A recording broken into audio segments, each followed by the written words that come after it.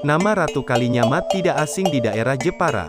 Ia adalah ratu yang pernah menguasai Jepara pada abad ke-17 menuju puncak kejayaannya. Nama asli Ratu Kalinyamat adalah Retna Kencana, Putri Sultan Trenggono, Raja Demak, tahun 1521 sampai tahun 1546. Pada usia remaja ia dinikahkan dengan Pangeran Kalinyamat. Ratu Kalinyamat, meninggal tahun 1579, adalah puteri Raja Demak Trenggana yang menjadi bupati di Jepara. Ia terkenal di kalangan Portugis sebagai sosok wanita pemberani.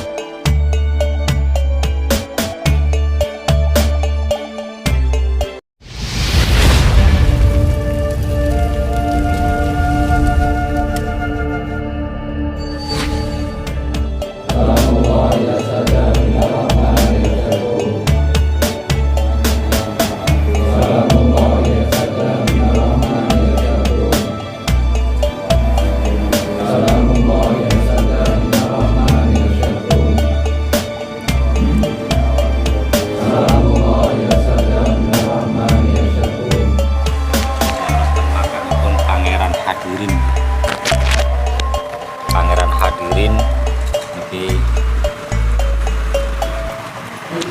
Adipati Jepara dan beliau mempunyai istri nggih punika Ratu Kalinyamat. Nah niki ingkang garwa Ratu Kalinyamat nggih. Lah niku Pangeran Hadirin sing tengah, sing sebelahe napa sing sebelah wingkinge, sebelah wetane niku putri daripada Sunan Kudus nggih. Karena Sunan Kudus termasuk guru daripada Pangeran Hadirin. Jadi beliau mempunyai dua istri, yang pertama Ratu Kalinyamat binti Sultan Demak, dan yang kedua adalah putri daripada Sunan Kudus nggih. Yang paling ujung piyambak niku adalah Putri Hasanuddin Banten nggih. Nah, beliau ten mriki hubungane napa kula wau diceritani tapi mboten patek mireng nggih. Yang jelas beliau mempunyai dua istri niki. Dan Ratu Kalinyamat ini termasuk sing fenomenal nggih. Perempuan yang terkenal nggih niku Ratu Kalinyamat di antara putra daripada Sultan Demak. Dan yang masyhur nggih, pernah diceritakan beliau topo wudo nggih. Lah itu disangkal oleh Maulana Al-Habib Muhammad Lutfi itu bukan telanjang seperti yang kita bayangkan. Artinya telanjang ngono tapi ora ngono. Itu bahasa apa namanya? Majas nggih. Artinya itu bukan seperti itu.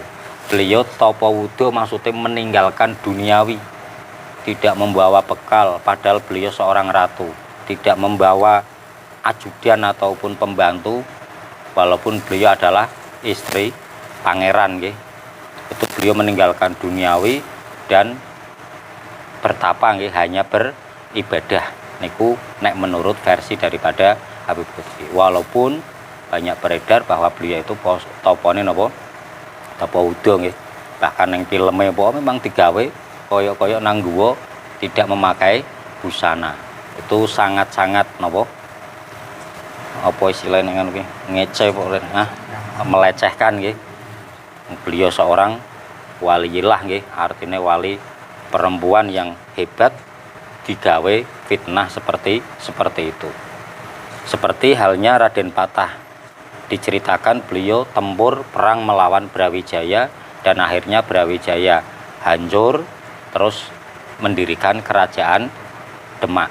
Itu pun disangkal oleh beliau Maulana Al-Habib Muhammad Lutfi nggih, seorang ahli sejarah. Bahkan beliau termasuk mendapatkan gelar doktor HC nggih, honoris causa, itu juga karena beliau termasuk orang yang ahli di bidang sejarah. Nah itu sebenarnya tidak seperti itu. Jadi memang Raden Patah wis mendirikan napa istilah ya keraton nggih, ada pengikutnya menyebar agama Islam, sehingga semakin lama semakin banyak. Lah Brawijaya ini lama kelamaan krono perang saudara akhirnya runtuh dengan sendirinya. Itu menurut versi daripada Habib Lutfi. Tapi diceritakan Raden Patah ini menyerang orang tuanya sendiri. Ini kalau itu dibiarkan terus-menerus, cerita seperti itu, seorang Raden Patah, seorang waliullah, seorang tidak orang bodoh, beliau tahu ilmu agama, murid Sunan Ampel, mosok sampai ukukul waliden, ataupun berani kepada orang tua. Karena akhirnya anak-anak akan mempunyai pikiran bahwa Raden Patah ini orang yang tidak benar melawan orang tuanya, walaupun dalam tanda kutip orang tuanya belum masuk Islam. Tapi Raden Patah tidak seperti itu. Murid Sunan Ampel, bahkan menantu daripada Sunan Ampel, kok sampai memerangi orang tuanya sendiri. Makanya saya lebih condong dengan pendapat Habib Lutfi ini. Jadi krono pengaruh Raden Patah ini semakin kuat, sehingga di Brawijaya ataupun Majapahit ini terjadi perang saudara, perebutan kekuasaan sendiri antara anak-anak yang lain, sehingga terakhir itu digempur oleh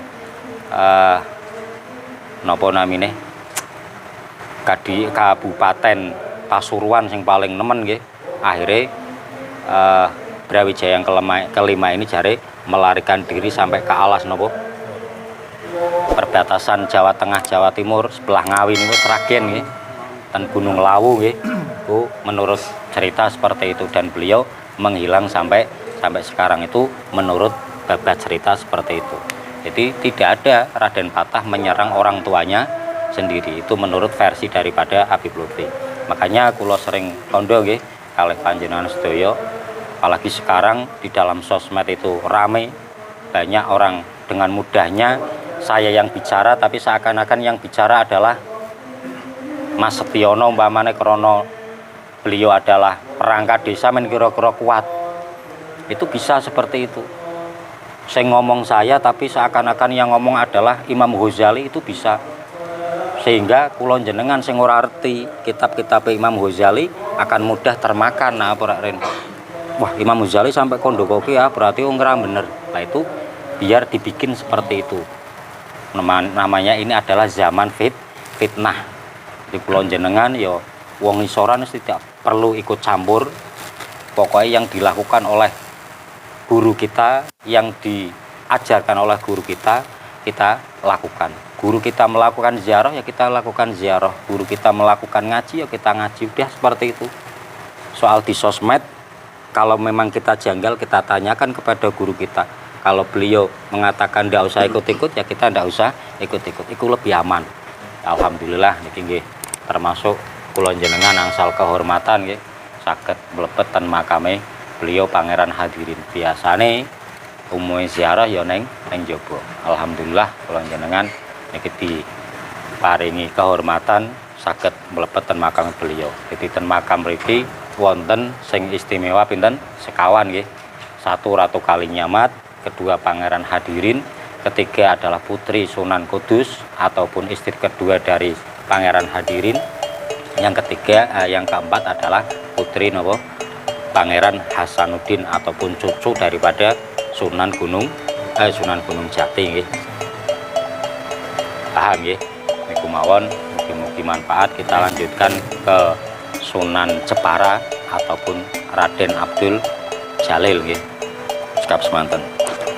Maulaya sholli wa salim daiman abada ala habibika khairil khalqi kullihim